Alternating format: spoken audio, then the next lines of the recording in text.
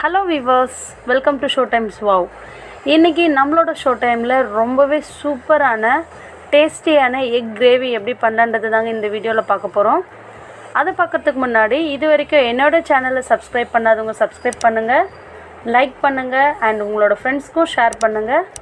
வாங்க இப்போ நம்ம எக் கிரேவி எப்படி பண்ணலான்றதை பார்க்கலாம்.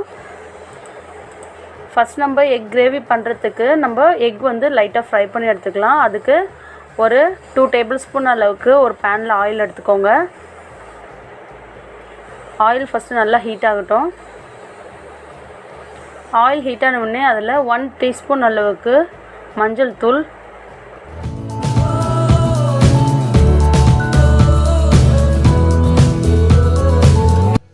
அண்ட் பெப்பர் ஒரு 1 டேபிள் ஸ்பூன் அளவுக்கு ஆட் பண்ணிடலாம். ஆட் பண்ணிவிட்டு மீடியம் ஃப்ளேமில் வச்சுக்கோங்க. அண்ட் தென் இப்போ ரெசிபிக்கு தேவையான சால்ட் ஆட் பண்ணிடலாம். ஆட் பண்ணிவிட்டு நல்லா மிக்ஸ் பண்ணி விட்டுருங்க.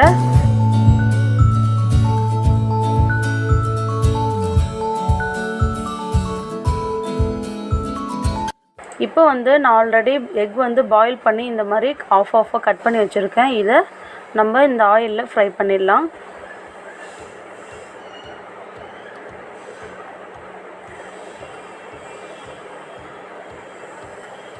இப்போ நம்மளது கம்ப்ளீட்டாக ஒன் சைடு நல்லா ஃப்ரை ஆகட்டுங்க. லைட் ப்ரௌன் கலர் வந்தோடனே நம்ம திருப்பி விட்டுடலாம். ஸோ டபுள் சைடு இதே மாதிரி லைட்டாக ஃப்ரை பண்ணி எடுத்துடலாம்.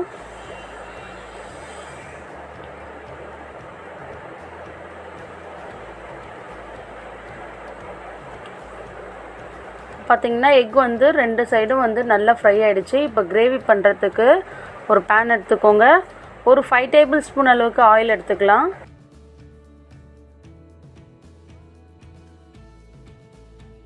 ஆயில் நல்லா ஹீட் ஆன உடனே இதில் 1 டீஸ்பூன் அளவுக்கு ஜீரகம் அண்ட் 1 டீஸ்பூன் அளவுக்கு பெப்பர் இது 2 ஆட் பண்ணிவிட்டு நல்லா பொரியட்டும்.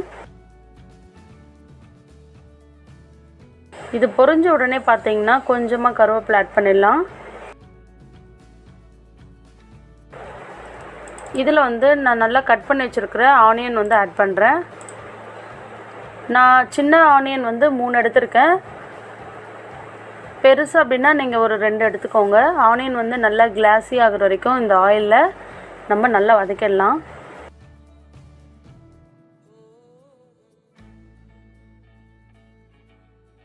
இப்போ ஆனியன் நல்லாவே ஃப்ரை ஆகிடுச்சு. இப்போ ஒரு 2 பச்சை மிளகாய் ஆட் பண்ணிடலாம்.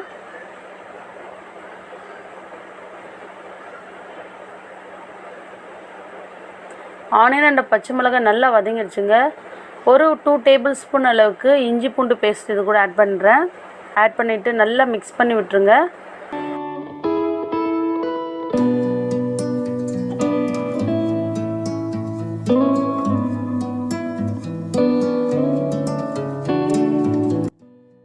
அதனுடைய பச்சை வாசனை போகிற அளவுக்கு நல்லா வதக்கியாச்சு. இப்போ இதுக்கு தேவையான அளவு ஒரு தக்காளி நான் ஆட் பண்ணியிருக்கேன்.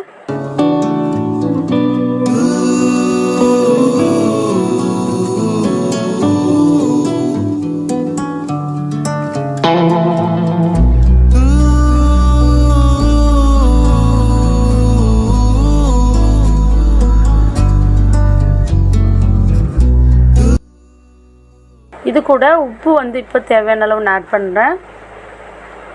ஆட் பண்ணிவிட்டு நல்லா வதக்கி விட்டுருங்க.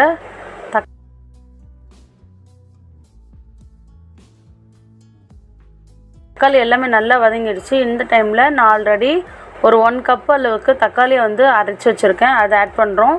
நம்ம இதில் தக்காளி அரைச்சி ஆட் பண்ணுறதால கிரேவி நல்லா திக்காக வரும். ரொம்ப சூப்பராக இருக்கும்.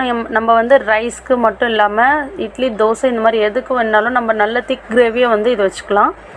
அண்ட் இதில் இப்போ மசாலாஸ்லாம் நம்ம ஆட் பண்ணிடலாம்.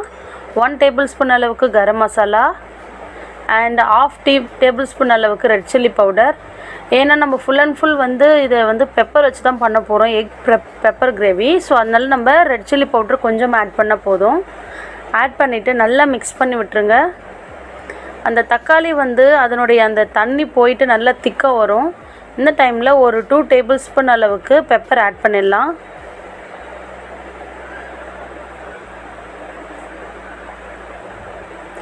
பெப்பர் ஆட் பண்ணிவிட்டு நல்லா மிக்ஸ் பண்ணி விட்டுடலாங்க. இப்போ பார்த்தீங்கன்னா நம்ம தண்ணி எதுவுமே ஆட் பண்ணல, இப்போவே கிரேவி நல்லா திக்காக வந்திருக்கு.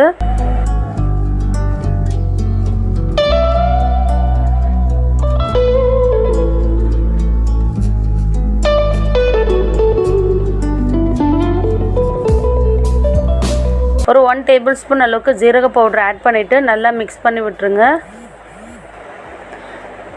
இந்த கிரேவி வந்து பார்த்திங்கன்னா ஆல்மோஸ்ட் நம்மளோட பெப்பர் சிக்கன் கிரேவி மாதிரி நல்ல ஃப்ளேவர் சூப்பராக இருக்கும்.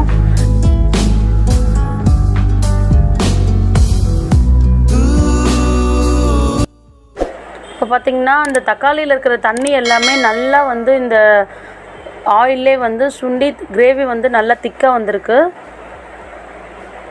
நல்லா மிக்ஸ் பண்ணி விட்டுடலாம். இப்போ வந்து நம்ம கிரேவி எந்த அளவுக்கு தேவையோ அந்த அளவுக்கு கொஞ்சமாக வந்து ஒரு 2 டம்ளர் அளவுக்கு தண்ணி ஆட் பண்ணிடலாம். நீங்கள் எந்த அளவுக்கு கிரேவி திக்காக வேணுமோ அந்த அளவுக்கு தேவையான அளவு வந்து தண்ணி ஆட் பண்ணிக்கோங்க. தண்ணி ஆட் பண்ணிவிட்டு கிரேவி நல்லா மிக்ஸ் பண்ணி விட்டுருங்க. நம்ம இதை அப்படியே ஒரு 5 மினிட்ஸ் வந்து நல்லா மூடி வச்சிடலாம். இப்போ பார்த்திங்கன்னா கிரேவி நல்லா திக்காகிட்டு நல்லா கொதிச்சிருச்சு. அந்த ரெட் சில்லி பவுடர் இல்லை தக்காளி இது எல்லாத்தோட பச்சை வாசனை போயிடுச்சு. இந்த டைமில் நம்ம ஆல்ரெடி ஃப்ரை பண்ணி வச்சுருக்கிற அந்த எக் வந்து 1 பை 1 இதில் ஆட் பண்ணிடலாங்க.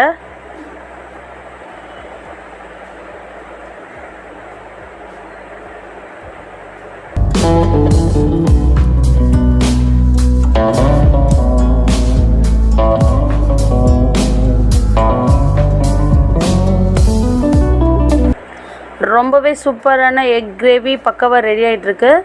நம்ம கொஞ்சமாக வந்து இதில் கொத்தமல்லி தழையை ஆட் பண்ணிவிட்டு சர்வ் பண்ணிடலாம். ரொம்பவே சூப்பரான எக் பெப்பர் கிரேவி ரெடி. கண்டிப்பாக நீங்களும் உங்களோட வீட்டில் ட்ரை பண்ணிவிட்டு இது எப்படி இருக்குன்றது எனக்கு மறக்காமல் கமெண்ட் பண்ணுங்கள். அண்ட் உங்களோட ஃப்ரெண்ட்ஸ்க்கும் ஷேர் பண்ணுங்கள். Thank you so much.